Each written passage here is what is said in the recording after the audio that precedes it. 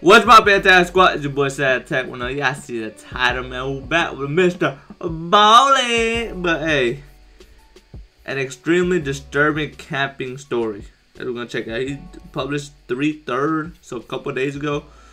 So I'm gonna check this out. Oh shit! Oh, it's trending. 39 on trending. Ooh, Mr. Ballen. They had a 26-minute video.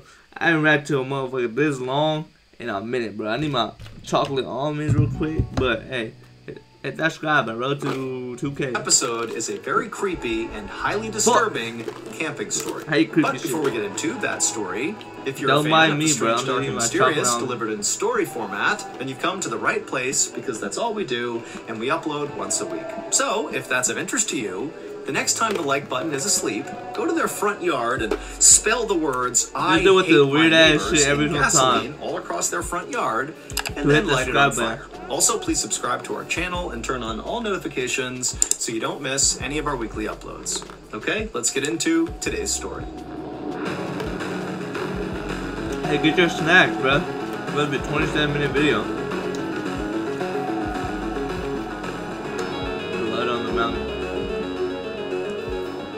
On the afternoon of May 6th, 2008, a 54-year-old man called Ricky Williams stood on the riverbank casting out his line into the waters of Dismal Creek in western Virginia. Ricky was hoping to get lucky and catch some trout, but he'd been out here fishing for 30 minutes so far, and there were no bites. Normally, Ricky wouldn't care, because he loved just fishing for hours and hours at a time. But today, he and his dog, who was right with him, were really hungry, because they'd been out in these woods camping for several weeks now, and their food supply was finally dwindling down to the end. And so if they didn't catch any fish today, they might not eat. Now, for context, where Ricky was fishing, Dismal Creek, despite its bleak name, it was actually a beautiful, secluded spot on top of a mountain that was I don't think I'll ever go camping.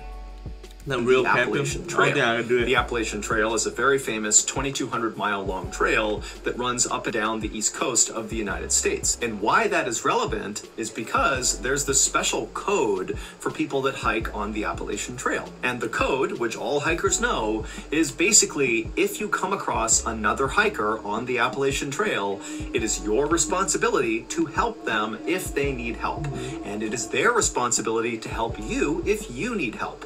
So it's this community of hikers that are always looking to help each other. And so Ricky was very aware of this code on the Appalachian Trail, and he was secretly hoping, as he cast his line over and over again and didn't get any bites, that a hiker or a group of hikers might come by this area, and maybe they would see him and come down and learn that he needed food, and they might just give him some of their food. But another half hour passed and no hikers came by, and still Ricky could not catch any fish.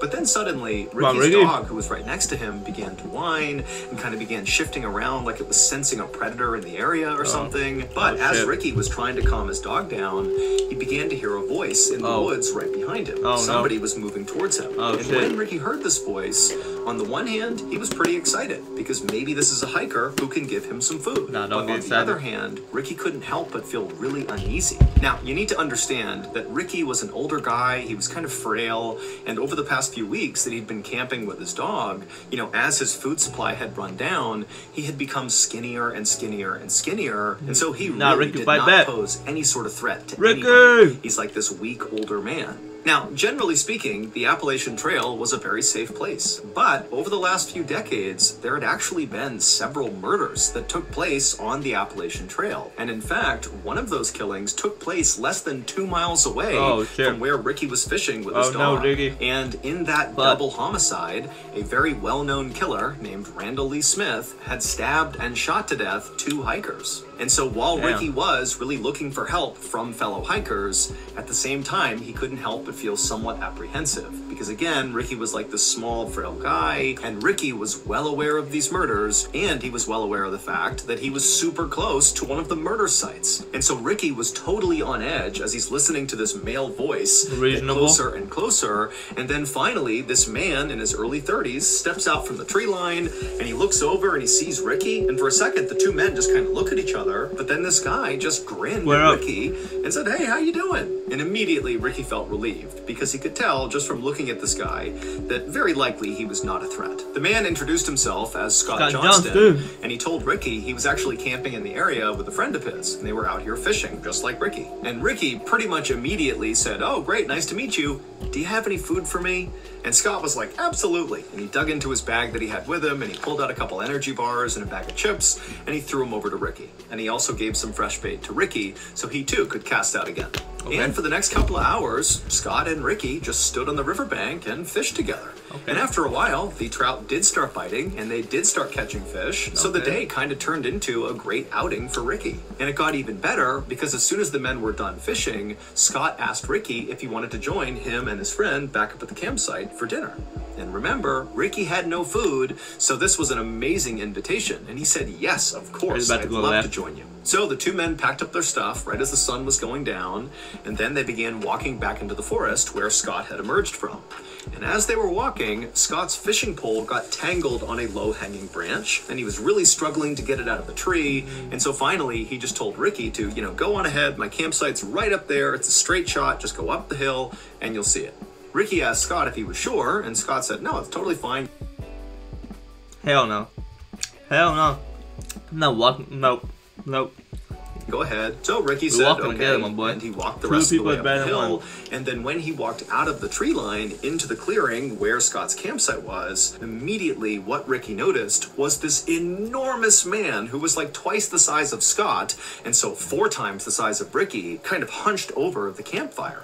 And this huge man, who presumably was Scott's friend, he heard Ricky walk into the circle, and remember, it's nighttime, and they're kind of in the middle of nowhere, and so this guy, he turns his head around and sees this strange man just standing there, and Scott's nowhere to be found, and so this guy, he grabs a club, like a piece of wood, and he looks at Ricky kind of menacingly, like, "What are you doing here?" And Ricky, who was so caught off guard by just how big this guy was... Pause. Hands up, and he said, "I'm so sorry, Scott sent me up here, I don't know if this is the right site, I'm sorry." But just at that moment, Scott had finished untangling his fishing line, and he came out of the tree line, and he patted Ricky on the back, and he said, "Oh, you've already met my friend Sean." And as soon as he said that, Sean looked like he basically let his guard down. He put the wood down, and he stopped glaring directly at Ricky. But Ricky felt like Sean was not happy that Ricky was in his campsite, even though clearly Scott is the reason that Ricky is in this campsite. And so Ricky just felt really uncomfortable, and at the same time, Scott is ushering Ricky closer to the campfire to take a seat next to Sean. Sean's a great cook, he'll cook up this fish for us, it's gonna be great, take a seat. Ricky felt kind of annoyed that Scott was really forcing him to stay, but Ricky didn't want to be rude and just kind of abruptly leave, so he did take a seat next to Sean, who definitely was not excited to be sitting next to Ricky, and Ricky just kind of sat there waiting to see what would happen next. Sean, the hater. What happened next is Scott walked over to Sean and handed off all the fish that he and Ricky had caught so that Sean could begin to prepare them, to cook them, and then as Ricky is still just sitting there right next to Sean, Scott walked away from the campfire up to his truck, which was parked right next to Sean's Jeep, and Scott turned on the radio and began blasting country music. And when Ricky heard this music, he kind of winced, because to him, part of the reason the outdoors, the Appalachian Trail, being out in nature, part of the reason it was so wonderful was for the peace and quiet. And so it felt kind of like borderline disrespectful to be out in the middle of this beautiful place blaring country music. And so to Ricky, he just couldn't help but feel like there's something off about these two guys. They just seem really disrespectful and kind of pushy and maybe aggressive, and so Ricky is just not happy. Come on, Ricky! But again, Ricky didn't say anything and didn't attempt to leave, because again, he's really hungry, and so is his dog, and he needs to eat that fish. A moment later, Scott walked back from the truck and took a seat next to Sean, and then he, along with Sean, pulled out their knives and began deboning the fish. And as they were doing this, Ricky again is just kind of sitting there doing nothing, and so he kind of meagerly asked, "Hey, can you give me a knife and I'll clean a fish?" But Sean and Scott kind of waved him off and said, "Don't worry, we got this." And so Ricky just continued to sit there nervously, as all he could watch was the flashing of the light bouncing off their blades. But eventually, Scott and Sean finished deboning all the fish, and they put their knives away, and at that point, they began cooking the fish over the open flame. And suddenly, for Ricky, it felt like, the mood had shifted a little bit. At least now, the two men were not... I've never had fish like that. Fiddling around with weapons, you know, it felt kind of safe again. And so Ricky began making some small talk in hopes that would kind of, you know, settle his nerves. And so Ricky told the two men about how much he loved the Appalachian Trail and how he came out here all the time for weeks at a time with his dog. And Ricky would tell the men that, you know, sometimes he felt more at home out in the wild than he did at home. It was almost like being out in nature was a religious experience for Ricky. And he would even tell Sean and Scott that sometimes when he was out in nature, he would meditate and pray and even do some chanting like part of a ritual. Ricky. I mean, he was really trying to be in tune with Mother Nature. But as Ricky continued to tell Sean and Scott about his personal life, he noticed the two men were definitely paying attention and kind of nodding along at appropriate points in the story. But at the same time, Ricky felt like these two men were also kind of looking at him like Ricky was kind of weird, as if they were not prepared to come out and say it. But after hearing all these things about his life, it was like, huh, what's going on with this guy? And so Ricky suddenly felt really embarrassed about being so open with these two guys who once again just seemed like they don't quite like him or even really want him here. But luckily, right at that moment, the fish were done, and so the men just sat there in silence and wolfed down the food. Okay. By the time they finished, right about 8 p.m., it was very dark outside, and Ricky at this point is just ready to go. You know, he just felt so uneasy here. And so after putting down his plate and his silverware and saying thank you to Sean and Scott for their hospitality, he quickly got up and grabbed his dog, and he began walking into the woods towards his campsite. But after Ricky and his dog had walked maybe 10 or 15 feet away from this campsite, two things happened in rapid succession. Number one, Ricky suddenly stopped and turned around and looked back at the campsite. And number two, right as he did this, there was this enormous bang sound, like a small explosion that echoed through the forest. Damn. Okay, so if you're not listening to our show called Run Fool, then you are really missing out on a true, honestly, it's story. Rodney Barnes is full level. Barnes, hey, get your breath. Like the end.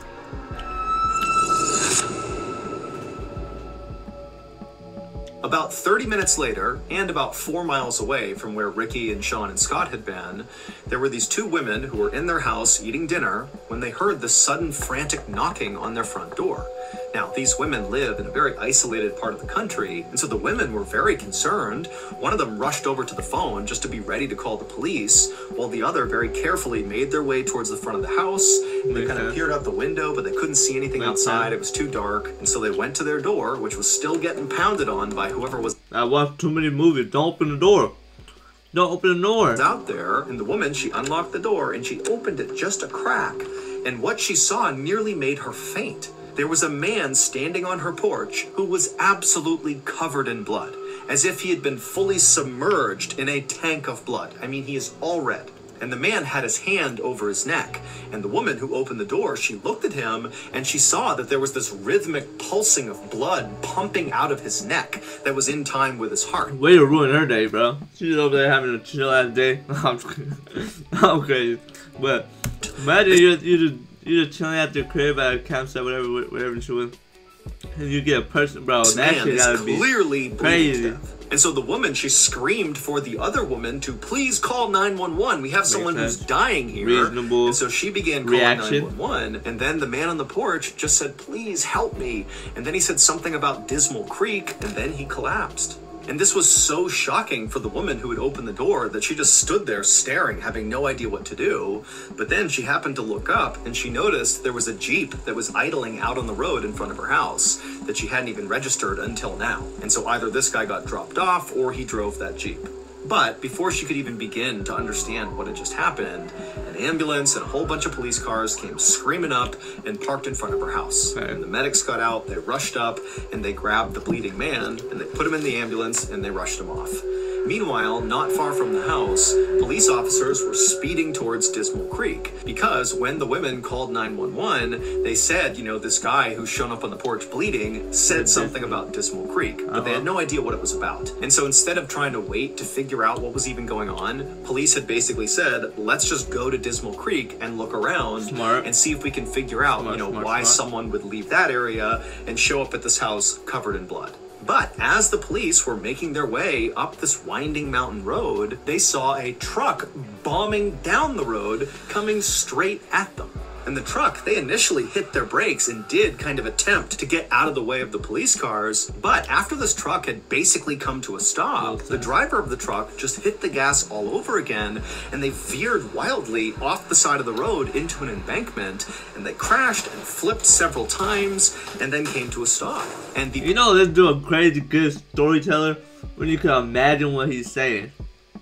Cause I'm imagining it, and that's shit vivid. I got a vivid memory because this dude, the way he talks. To the side of the road. Not memory. What the fuck? Getting hit by this truck, you know, they just watched this happen, and they couldn't understand why the driver had gunned it again after stopping, and then seemingly intentionally drove off the road. It almost seemed like the driver was trying to crash. And so the police, they got out of their car and they approached the wrecked truck with their guns drawn. But when they looked into the vehicle, they saw there was a single occupant, the driver, and he was still somehow alive. So the police got him out of the vehicle and they called an ambulance. But they actually sent an officer with the ambulance to escort them because the police were actually pretty suspicious of this truck driver. Because remember, they were going up that road to get to Dismal Creek to see what had happened there that would lead to another man showing up on somebody's doorstep in the middle of the night covered in blood. And now they have this truck driver who looks like he's speeding away from Dismal Creek, who crashes his truck.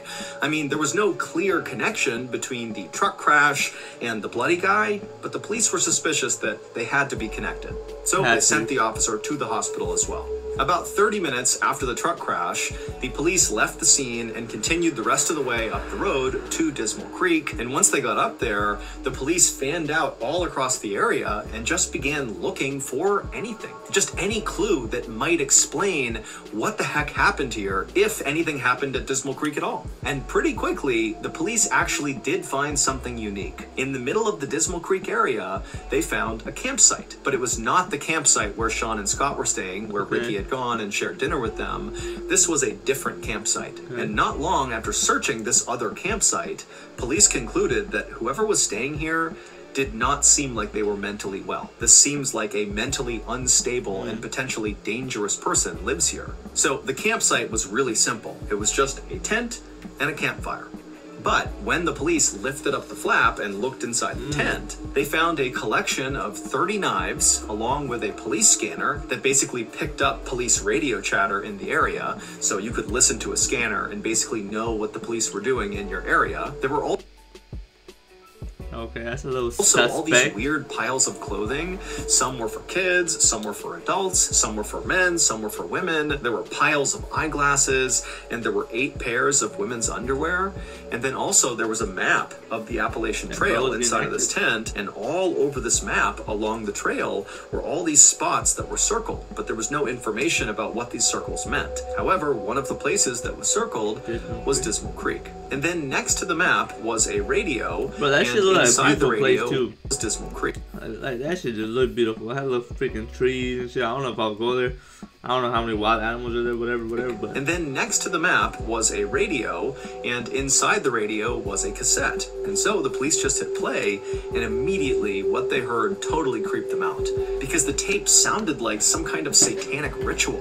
It was basically this one man's voice just kind of howling and chanting over and over again. But by far, the most shocking thing that was found inside of that tent was a single piece of paper. And this piece of paper was a birth certificate, and the name on the birth certificate was a name that basically all police in this area knew, and in fact, anybody living in or around the Appalachian Trail definitely would know this name. And the identity of this person, the name on the birth certificate, was the key to putting together all these seemingly disconnected events that had happened on this night. From the explosion when Ricky walked away from the fire, to the bloody man at the house, to the truck crash, they were all connected through this single person. A few hours earlier, after Ricky had gotten up and walked away from Sean and Scott's campsite, and then after barely making it onto the trail, he had turned around and there was that loud explosion. Well, at that point in the story, Ricky, who's now looking back at the campsite and looking at Sean and Scott, he can see that the two of them, they've heard the sound too, and they were now staring at each other with looks of absolute shock and terror on their faces. But then Ricky watched as Sean reached up and touched his face, and he put his hand out in front of his face, and it was covered in red. And the reason for that was because Sean had just been shot in the face, Because that loud explosion was the sound of Ricky shooting his gun at Sean.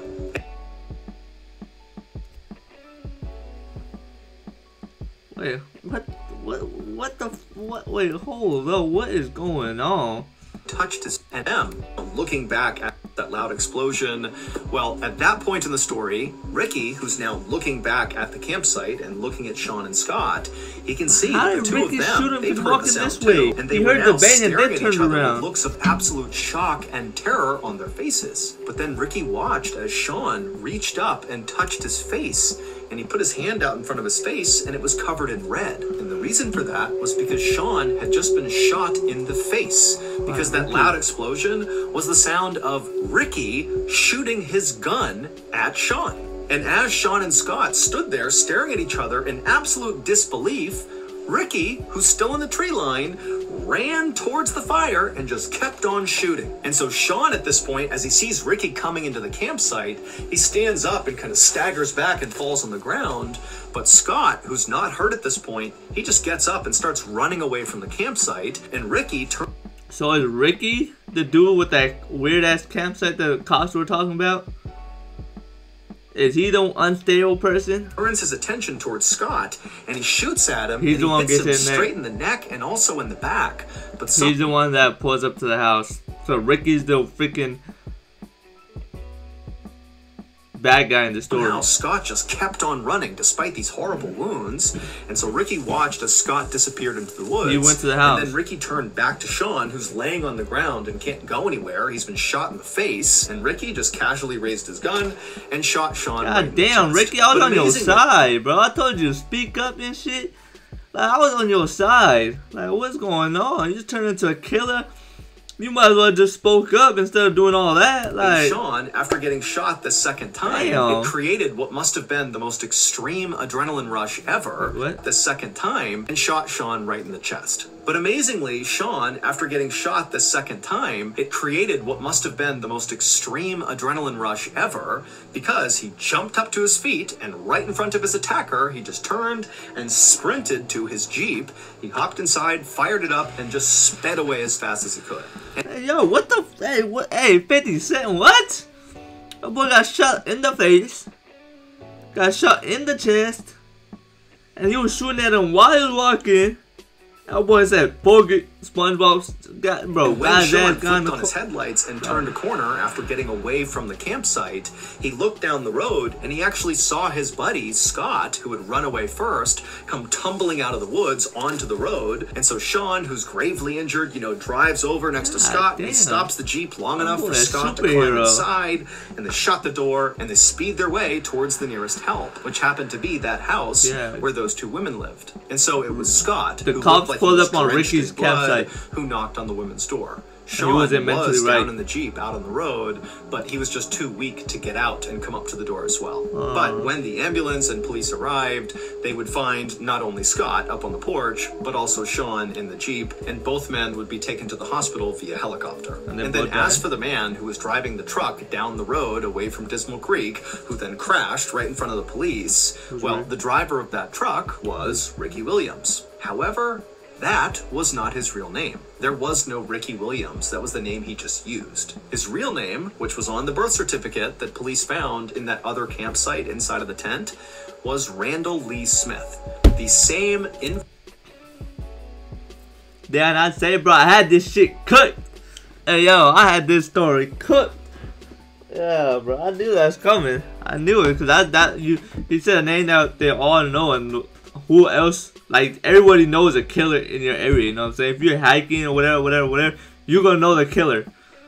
If there's a killer on the loose. So, wow.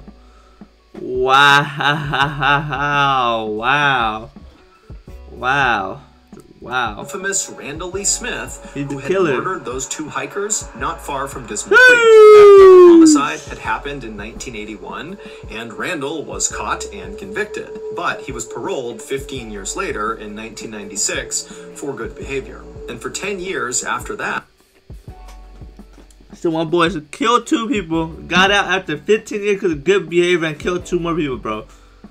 And bro, he killed 2 people. He should be locked up for life, bro. Like, what? Oh, he did a little couple good years, got a couple. He's good behavior inside, bro.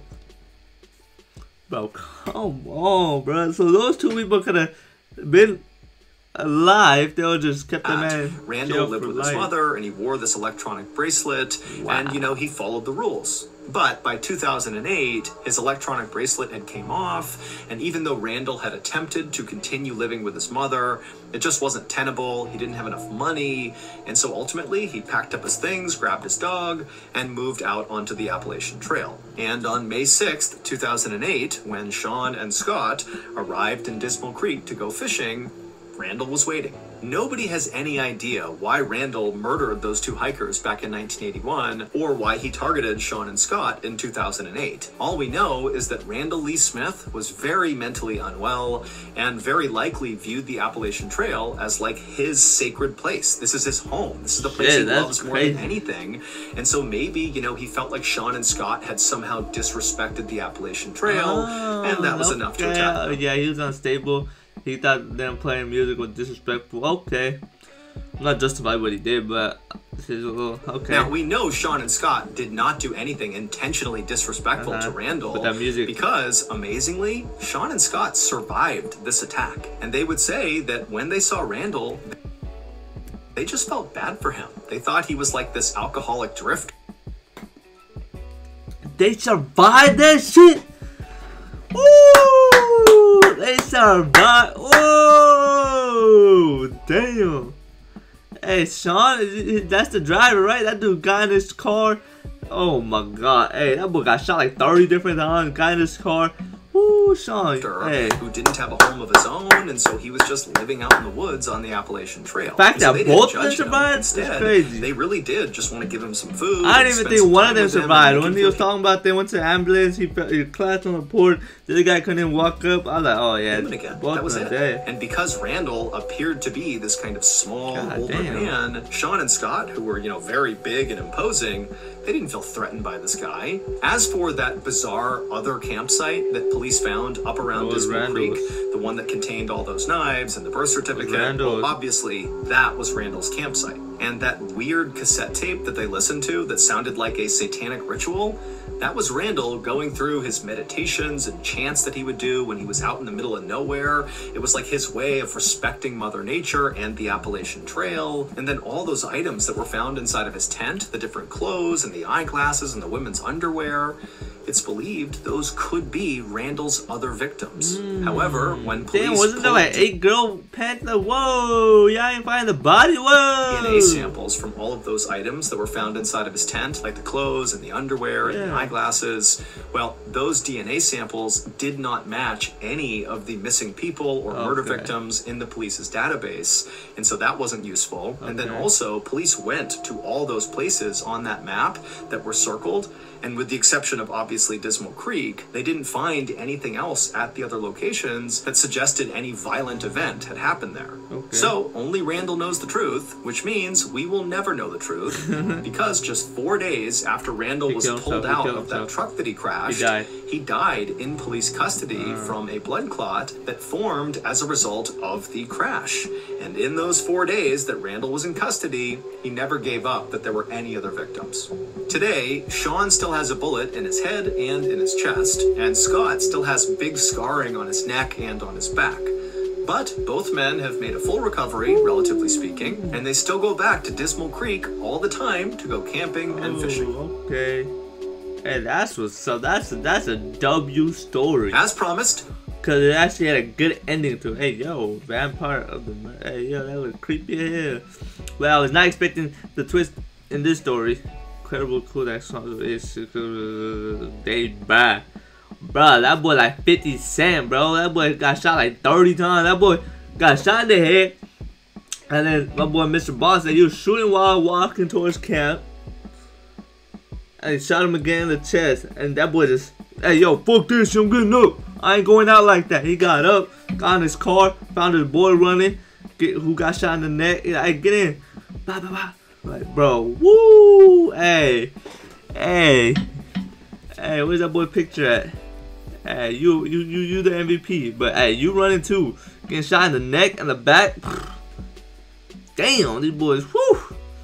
That's a story you're gonna tell for the rest of your life. Like, damn, I got shot in the neck, shot in the back, got shot in the freaking head, got shot in the freaking chest. Survive that shit, bro. Call me Superman, but I'm out here, man. Road to 2K.